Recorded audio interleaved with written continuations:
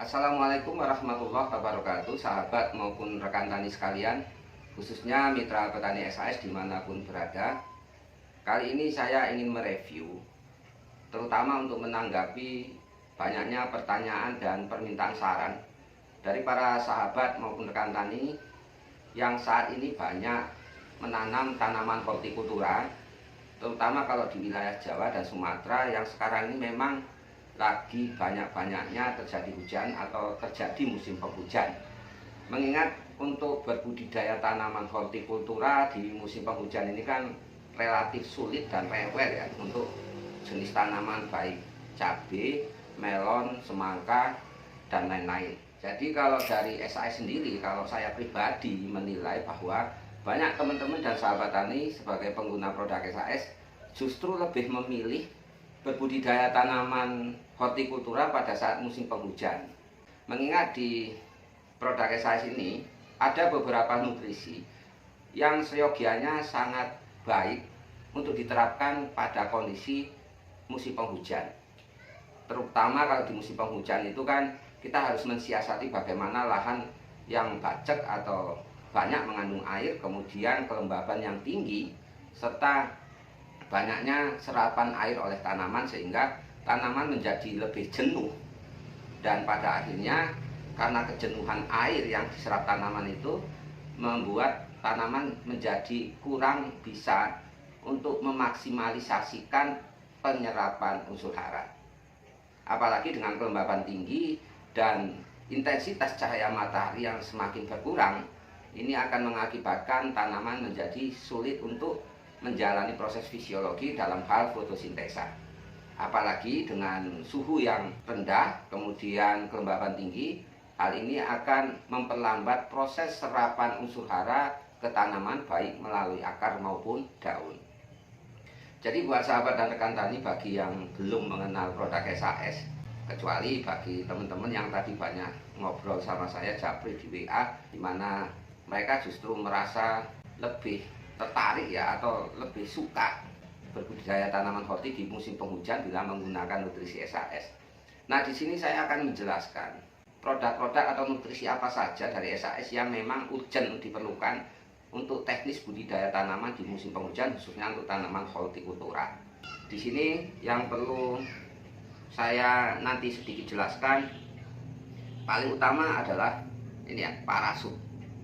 Kemudian yang utama kedua adalah Saka, baru yang ketiga Prima SAS, dan yang keempat Salmar, selanjutnya yang kelima Top SAS. Nanti akan saya jelaskan manfaatnya dan bagaimana efektivitasnya bila kita gunakan di musim penghujan. Nah, yang pertama parasut ini, kalau saya pribadi atau teman-teman yang sudah paham tentang parasut, dia tidak akan meninggalkan parasut pada saat berbudidaya tanaman hortikultura di musim penghujan. Parasut merupakan salah satu bahan yang kita konsep sebagai strategi bandre atau strategi wedang jahe, di mana konsep wedang jahe ini kan sangat menyegarkan pada waktu musim penghujan bila kita konsumsi.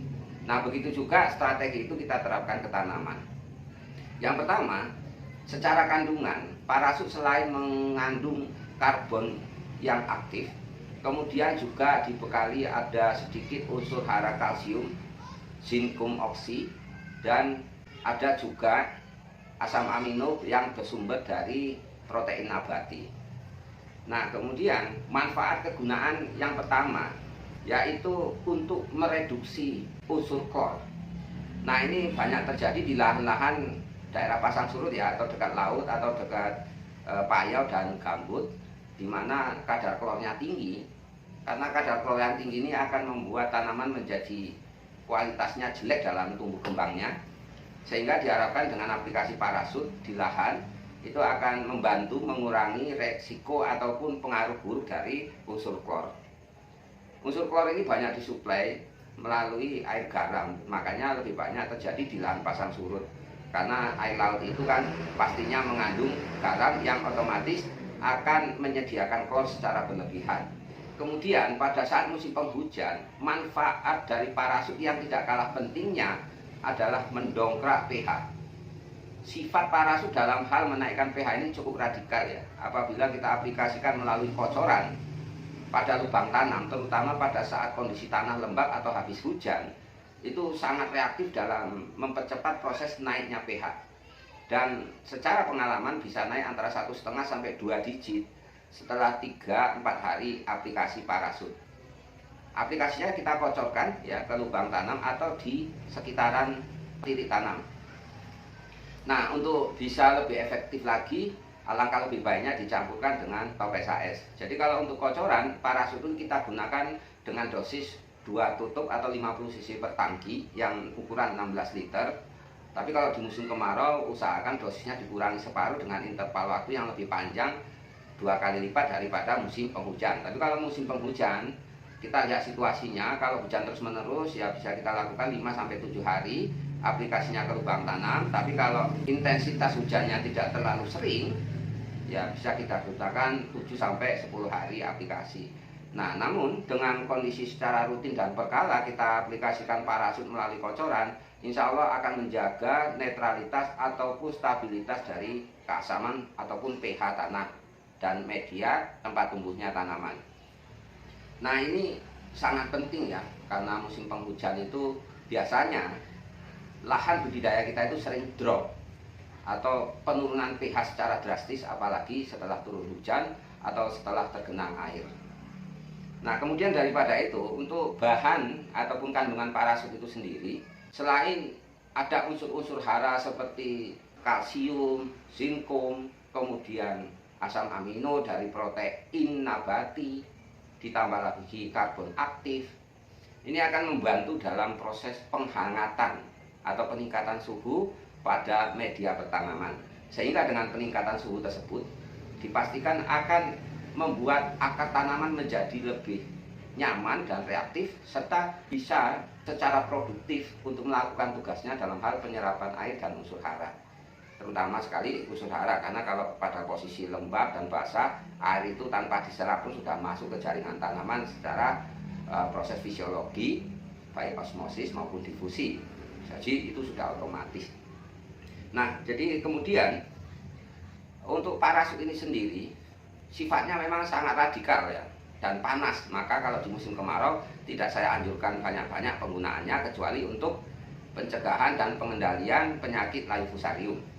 Nah, dengan penggunaan parasut dalam hal untuk mencegah dan mengendalikan Laevusarium bisa dilakukan dari awal-awal olah lahan, terutama dalam hal treatment bedengan ataupun media tumbuhnya tanaman sebelum kita taburkan pupuk dasar. Yang terbaik itu ya diaplikasikan setelah kita taburkan kapur pertanian atau dolomit, baru kita semprotkan parasut dengan top SAS. Nah, itu tujuannya selain untuk bisa mendongkrak pH, kemudian juga sebagai treatment atau sterilisasi lahan. Mengingat parasut ini punya efek biopestisida yang tajam, terutama dalam hal pencegahan. Mengingat dengan kondisi parasut, kandungan karbon aktifnya ini sangat bersifat reduktor, terutama pada sel-sel patogen, baik itu jamur maupun bakteri. Karena memang senyawa karbon aktif ini sangat-sangat tidak disukai atau sangat dihindari oleh patogen jamur dan bakteri. Nanti sahabat dan rekan tani juga bisa membuktikan itu. Nah, pada waktu musim penghujan, apabila secara berkala kita melakukan kocoran parasut pada lubang tanam, insya Allah tanaman itu akan tumbuh dan berkembang secara normal dan biasa-biasa saja. Artinya tidak ada efek buruk dari kondisi cuaca yang lembab dan basah. Mengingat secara suhu dia dibantu dalam hal peningkatan derajat panasnya. Kemudian pada saat tersebut kan biasanya di musim penghujan itu kandungan ataupun suplai karbon dioksida itu sangat minim. Kenapa sangat minim? Karena aktivitas makhluk hidup di seputaran itu, baik hewan maupun manusia, serta aktivitas yang lain yang bisa membuat atau membentuk senyawa karbon dioksida itu kan semakin berkurang. Nah, di situ kita dibantu dengan parasut ini dengan kandungan karbon aktifnya, sehingga karbon aktif itu nanti akan mengikat oksigen yang pada akhirnya akan menjadi karbon dioksida. Sebagaimana yang kita pahami bahwa karbon dioksida ini merupakan salah satu bahan utama dalam proses fisiologi tanaman, terutama dari proses fotosintesa. Nah, inilah yang pada akhirnya pada musim penghujan parasut ini memang benar-benar secara pribadi ya, teknisnya itu saya lebih menyarankan untuk di stop ataupun digunakan agar tanaman kita itu senantiasa bisa normal dalam hal tumbuh dan kembangnya, meskipun kecepatan pertumbuhan dan perkembangan tanaman di musim penghujan itu tidak secepat pada saat musim kemarau. Tapi setidaknya dengan penggunaan parasut minimal ya tidak jauh-jauh beda dalam hal percepatan pertumbuhan dan perkembangannya. Sebetulnya banyak yang harus saya jelaskan tentang manfaat parasut ini, karena memang saya formulasikan atas dasar analisa lapangan, pengalaman, dan ikro di lapangan. Yang pertama, dulu saya pernah nanam semangka karena lahannya dekat laut atau pasang surut. Nah, pada waktu itu terjadi pasangnya sedikit besar, kemudian hujan deras sehingga air yang ada di lahan itu tidak bisa keluar. Nah, sementara klep ya, atau keluar masuknya air itu kan ada gorong-gorongnya, itu klepnya itu jebol sehingga air pasang itu masuk ke lahan pertanian kami, yang pada akhirnya membuat tanaman-tanaman semangka kami itu ya tergenang dan kebanjiran oleh air limpasan air pasang. Nah, selama 1 kali 24 jam tergenang. Jangankan dengan limpasan air pasang atau air laut atau air garam, dengan air biasa saja atau air hujan biasa ataupun air sungai, bila terendam 1 malam aja itu tanaman sudah klenger ya, atau bisa dibilang mati. Apalagi ini ada kandungan garamnya, pasti mati. Namun pada posisi tersebut, mengingat lahan itu dulunya kan semak ya, sehingga kita babat dan kemudian sisa-sisa rumput maupun semak belukar itu kita tumpuk ya, lurus berbaris, baru kita bakar. Nah, ada ketepatan bedengan tempat tumbuhnya tanaman semangka kami itu tepat pada rumpukan bekas bakaran dari sampah organik ataupun semak-semak tadi. Nah, di situ setiap bedengan yang sejajar atau bertepatan dengan sisa bakaran tadi, alhamdulillah bisa bertahan dan bisa melilir kembali atau tumbuh kembali meskipun sudah terendam oleh air laut. Nah, di situ saya mengambil analisa bahwa ini sisa karbonnya ini sangat membantu dalam proses reduksi klor ataupun garam. Nah, kemudian ikro yang kedua, saya melihat tanaman-tanaman yang tumbuh atau tokol ya, di seputaran dapur, mulai tanaman yang sifatnya kecil ya seperti cabai, tomat ya, biasanya mungkin sisa-sisa bumbu dapur itu kan terbuang ya di dekat-dekat dapur ya, karena orang dulu kan masak ya, di zaman kami itu masih pakai kayu dan kemudian lantainya lantai tanah sehingga banyak biji-bijian mungkin yang terbuang dari sisa bumbu dapur akhirnya tumbuh. Coba perhatikan, tidak ada yang jelek pertumbuhannya. Kemudian daunnya mengkilat walaupun tebal dan sedikit hijau gelap. Nah, itu karena faktor seringnya terpapar oleh karbon aktif atau karbon monoksida. Nah, selain itu, tanaman seperti yang di dapur itu, sesubur apapun, itu jarang sekali kita jumpai terserang oleh patogen hama dan penyakit. Ya, karena memang sifat asap atau karbon aktif itu sangat bertentangan dengan syarat tumbuh patogen hama maupun penyakit. Nah, sebagai contoh, untuk bisa mengawetkan ikan dari pembusukan aja kita bisa melakukan pengasapan gitu. Nah, kemudian kalau zaman dulu orang tua saya ya, kalau misalnya mana tahu nanti sahabat dan rekan tani itu pada waktu bekerja di lahan tergores oleh bambu atau terkena pisau atau parang atau pacul yang sifatnya menggores kulit ya. Nah, itu bisa di